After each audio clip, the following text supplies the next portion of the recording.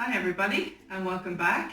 It's a very wet Saturday morning here. Well, actually it's now afternoon, but it's a very wet day here and I thought we need something to treat us all up, cheer us all up, comfort food. This is a cake that a friend of mine, Claire, gave me the recipe for years ago. It's called Scruffy Cake because it looks scruffy when it comes out, but don't be fooled, it's absolutely delicious. So, moving along quickly, I can never remember the measurements, so I'll just check here.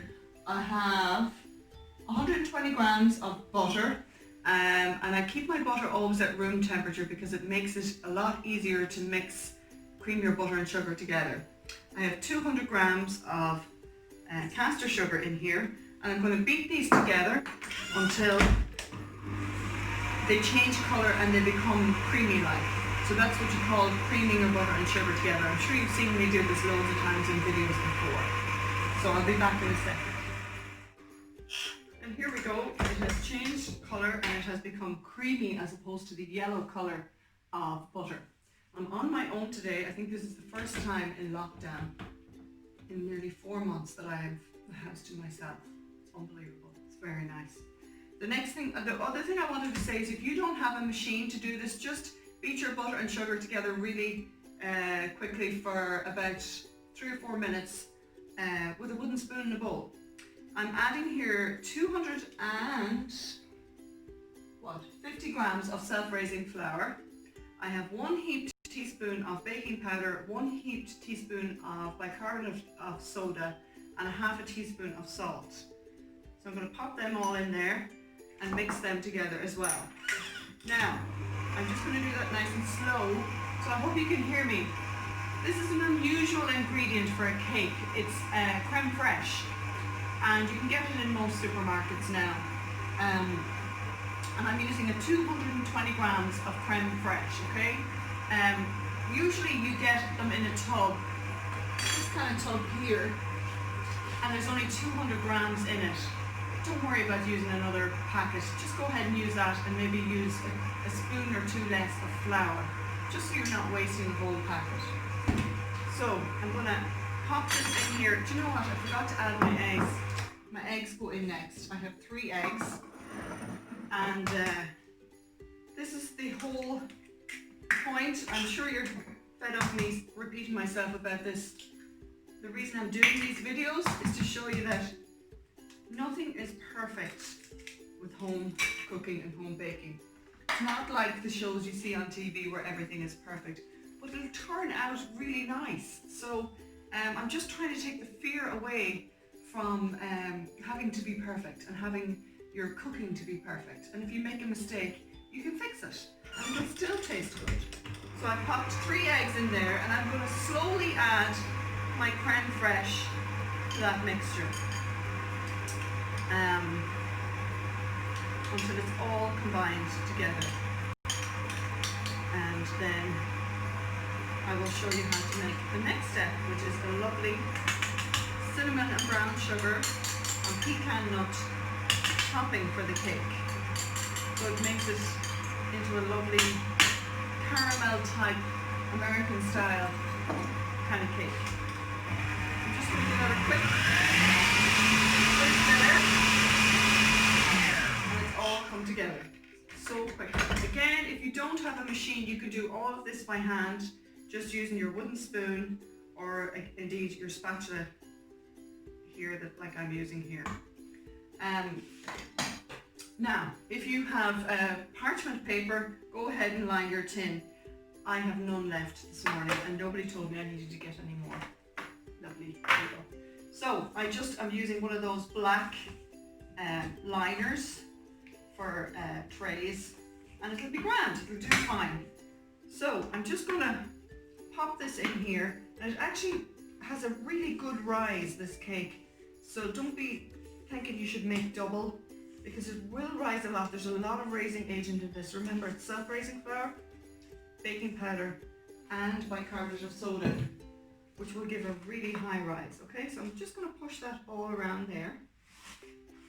Remember I showed you before, just lean it out into the edges. I'm sorry I can't zoom now because I have nobody here. My camera lady is away. Now, there we go. The next thing I'm going to show you is the topping, okay? So in here I have 2 tablespoons of flour, 2 tablespoons plain flour, 2 tablespoons of butter, and a teaspoon of cinnamon, okay? I'm going to add to that 130 grams of light muscovado sugar. You don't have muscovado sugar, it's fine. You can use any kind of brown sugar. I have used all kinds because I don't always have what I need in the press. It doesn't matter. And you just literally mix them together with a spoon like that until you get this nice combined mix of ingredients. Okay? And the last thing you're going to add is the pecans through it. It'll get quite sticky, and that's what you're looking for because the butter, there's quite a lot of butter ratio to flour and sugar. And just give it a remix like that. This morning I watched a service on Facebook Live of a school friend who was laid to rest today, Eileen Hughes, in memory of you. I'm making an American style cake.